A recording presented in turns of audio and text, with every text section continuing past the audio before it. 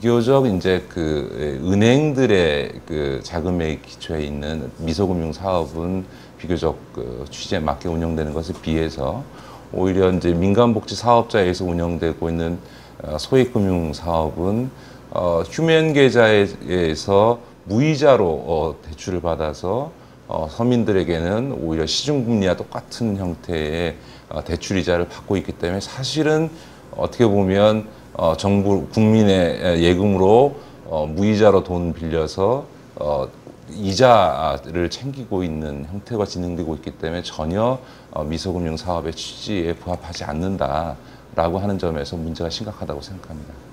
그 미소금융에 비해서 민간복지 사업자가 하고 있는 소액금융의 경우에는 첫 번째로 이자율이 높습니다. 미소금융이 보통 2% 내외의 이자율을 낮은 이자율인데 비해서 민간복지 사업자들의 소액금융은 많게는 7%의 시중금리와 거의 비슷한 수준의 그 대출을 해주고 있는데 그거는 무이자로 그 휴면계좌에서 대출 받아가지고 시중금리의 이자를 받고 있다는 거는 이거는 좀 말이 안 되고 어떻게 보면 이자놀이 하고 있다고 봐야 되는 것 같고요.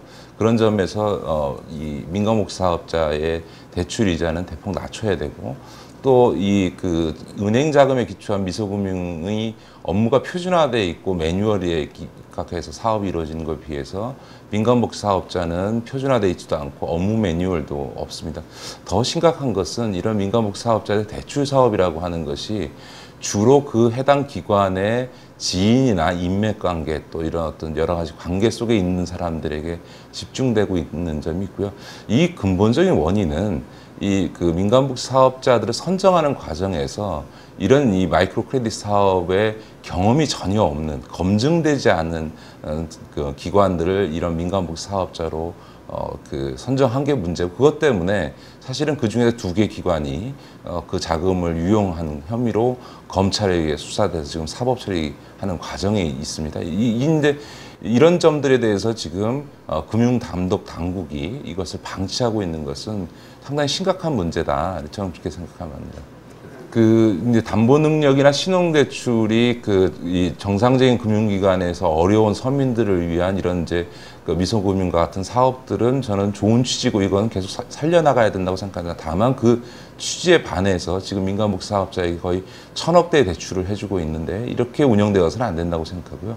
기본적으로는 일단 민간복지 사업자에 대해서 전면적으로 재검토해서 재선정을 해야 될 것 같고요. 그 다음에 이렇게 시중금리와 동일한 형태의 금리를 받는 것은 취지에 반하기 때문에 금리를 대폭 낮추는 도록 만들어야 될 것 같고요. 또 그런 대출 사업을 하는 과정을 금융감독 당국이 일상적으로 모니터해서 지금과 같은 문제가 반복되지 않도록 해줘야 될 필요가 있다라고 저는 생각을 합니다.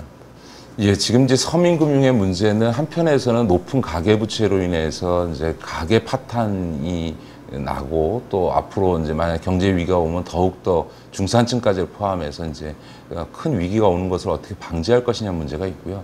또 한편에서 보면 대개 가계부채들이 요즘은 생계형 대출이기 때문에 어쨌든 이런 담보 능력이나 신용 대출이 어려운 정말 서민들이 생계를 꾸려가고 또 창업을 할 수 있는 자금을 지원하는 미소금융 사업은 계속 확대할 필요가 있다고 생각을 합니다. 그런 점에 있어서는 사실 지금보다 더 많은 자금을 투입하되 그것이 취지에 맞게 운영되는 엄격한 관리와 또 투명성을 보장해주는 이런 정부의 적극적인 대책이 필요하지 않을까 싶습니다.